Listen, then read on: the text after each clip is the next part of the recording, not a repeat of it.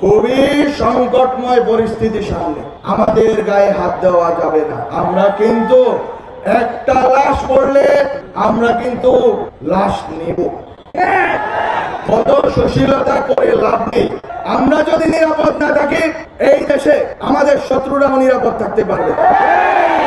এটা হচ্ছে basic condition. এই লড়াই, এই ইনভিজিবল ভিনদেশি অ্যাসেটদের বিরুদ্ধে লড়াই, এর বিরুদ্ধে একজন ওসমান হাদি দাঁড়িয়েছিল। উনি বাংলাদেশের অ্যাসেট, আর ভিনদেশি অ্যাসেটরা তাকে মারার যুক্তি উৎপাদন করেছে। তাকে যখন মারা হয়েছে তখন সবগুলো নীরব রয়ে বসে রয়েছে, কোনো রাহ নেই, কোনো কথা নেই, সবাই নাটক করতেছে আমাদের সাথে।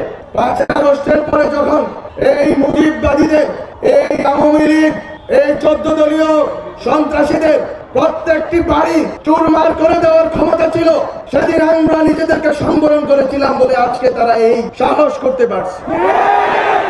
আমরা ক্ষমা করে যদি ভুল করে থাকি তাহলে আমরা প্রতিজ্ঞা নিব যে আমরা আর ক্ষমা করব না।